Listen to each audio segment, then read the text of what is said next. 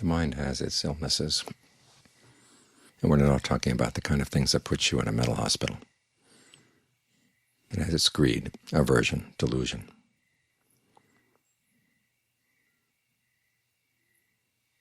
It wears itself out with these things.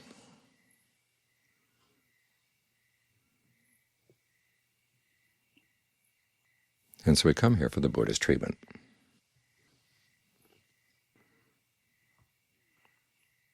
And as we're sitting and meditating, the first part of the treatment is to get the mind to settle down. Just be quiet for a while. And the process of getting it to settle down is part of the treatment. It's the part that soothes the mind. You find an object that the mind likes to stay with, that it finds interesting and refreshing, and you try to keep it there, because it does have a tendency to want to wander off. It's so quick to get tired of things, to get bored. Especially in this world of ours with so much multitasking. The speed with which images flash across the television screen, internet, computer screens. And we think that by seeing a flashing image we understand what's going on, and that there's so much we don't understand. Things that we can learn only by spending time.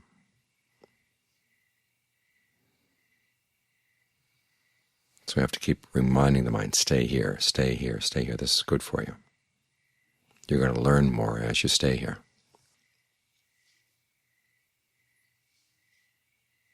Because when the Buddha describes the techniques of meditation, it's not just forcing the mind to be in the present moment. You look at his 16 steps for breath meditation, and step number 3 is being aware of the whole body, training yourself to be aware of the whole body. And step number 4 is noticing the effect that the breath has on the body. What kind of breathing feels good? And then you try to have a calming effect, calming the breath itself, and allow the breath to have a calming effect on the rest of the body and on the mind. So experiment for a while to see what kind of breathing feels good right now and what kind of effect it has on the body and the mind. You can try long breathing for a bit and see what that does. Shorter breathing, see what that does.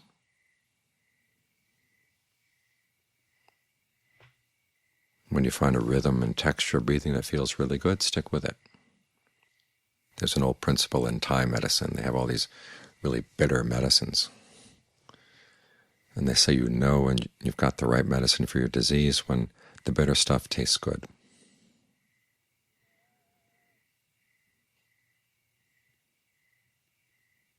So try to find a way of breathing that feels really good for the body. The more sensitive you are to the body, the deeper the impact of the breath can go.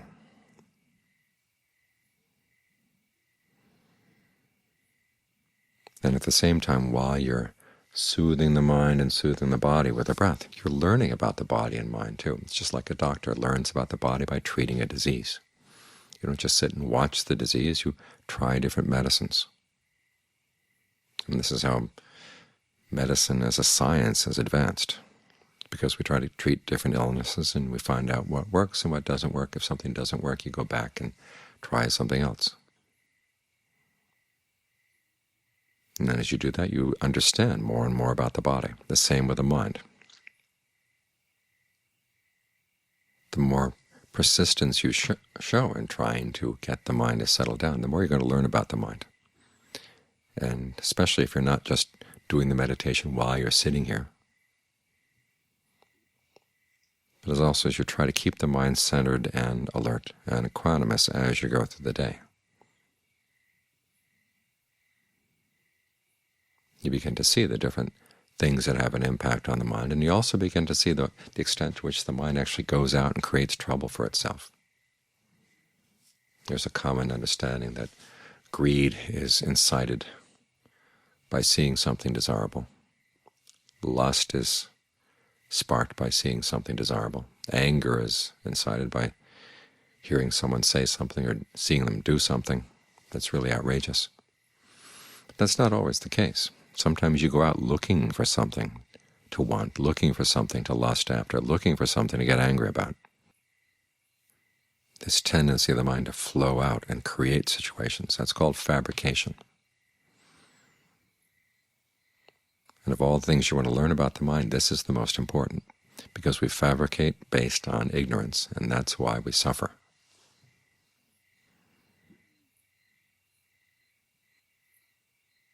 And so in the course of treating the mind, we're going to learn a lot about fabrication. You learn about the impact that the mind has on the breath, the impact that the breath has on the mind, the way the breath can fashion your sense of the body, and then the impact that that has on your mood,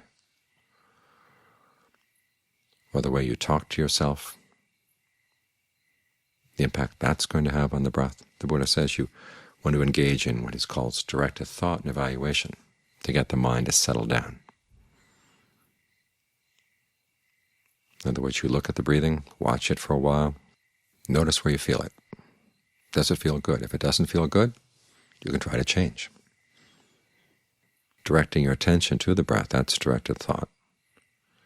And then noticing whether it doesn't feel good or if it does feel good and what you can do to make it feel better. That's the evaluation. And when it feels better, you think of it spreading out to fill the body. Think of the breath coming in and out through all the pores of your body. That gets into what the Buddha calls mental fabrication, the perceptions you hold in mind. When you breathe in and out, what is the mental picture you have of the breath? Where does the breath come in? What does it do when it comes in? Where does it go in the body? When you breathe out, how does it breathe out? Does it need to be forced out, or does it go out on its own? Try to get in touch with the mental picture you have of this process,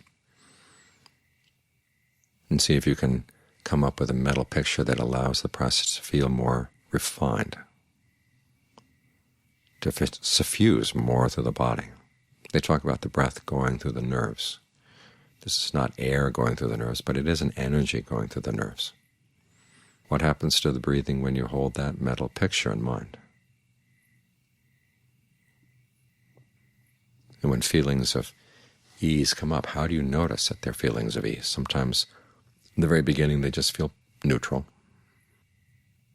nothing particularly worthy of attention. But if you allow them some space, they develop a sense of fullness, and then you can think of that fullness spreading throughout the body, like honey pouring through the body. There are all kinds of different mental images you can hold in mind, different ways of thinking about how comfortable feelings flow through the body. And as you work with these, you begin to understand a lot more about what the Buddha is talking about when he says fabrication, or what he talks about when he says perception.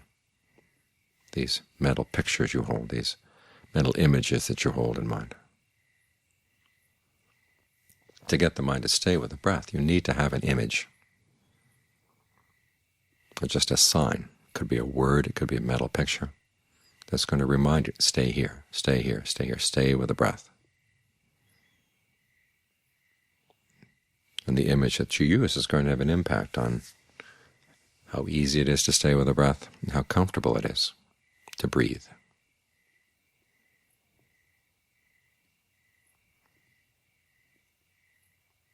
Then as you develop skill in this process, you develop skill not only in getting the mind to settle down, you also gain skill in understanding how the mind deals with things, how it shapes its experience. Because this is the big issue. We shape our experience out of ignorance. We have things coming in through the senses that are essentially the result of past karma. But then we manipulate those experiences. We focus on some things and ignore other things. We direct our thoughts and evaluate things in a particular way. And when we do this out of ignorance, there's going to be suffering. We hold certain images in mind. When you deal with some people, you're not really dealing with that person. You're dealing with an image you've carried over from somebody else.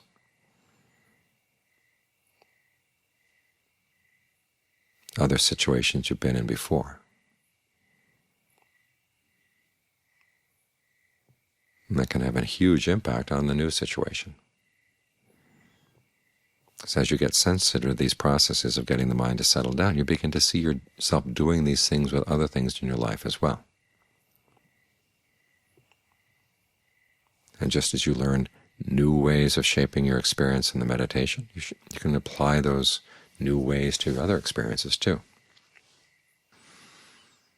So just as a doctor learns about a person's body by trying different medicines, trying different medical techniques to treat whatever illness there is, you're going to learn a lot about the mind as you try to treat its sense of feeling raw from spending a whole day dealing with other people or dealing with work. As you try to soothe it, think of the breath as a soothing cream that you rub over the body. And you let it stay there.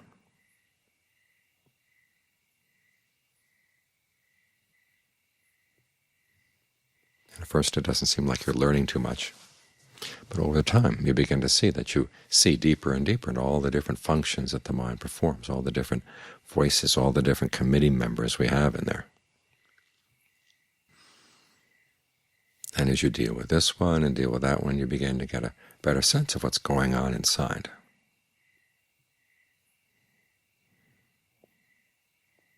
So you learn about the mind not simply by sitting and watching things and not reacting. You actively try to heal what other problems there are, whatever diseases there are in the mind. You notice there's greed, you ask yourself what you're going to gain from that greed.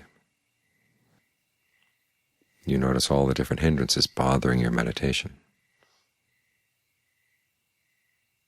Sensual desire comes up, how are you going to deal with that? In a way that allows you to get back to the breath. Ill will for somebody comes up, how do you deal with that in a way that's going to allow you to come back with the breath? You come up with various strategies, various tactics. And in doing so, you get a real sense for this process of fabrication, the process of perception, all the different activities we use to fashion our experience. This is why the Buddha didn't make a clear distinction between tranquility practice and insight practice. They go together. As you try to get the mind to calm down, as you try to heal its various diseases, you get insight into why the diseases are there to begin with. If you don't look for those causes, the treatment you give to the mind may gain some benefits in the short term, but eventually they'll start unraveling. So if you're really serious about treating the diseases, that's when you're really going to gain insight into the mind. You go deeper and deeper into why the mind is causing suffering for itself. And every time you understand a particular cause, you learn how to treat it. That gives you the opportunity to go deeper still. So look at this as an opportunity both to heal the mind and to understand it, to soothe the mind and to gain insight into it, to calm the mind.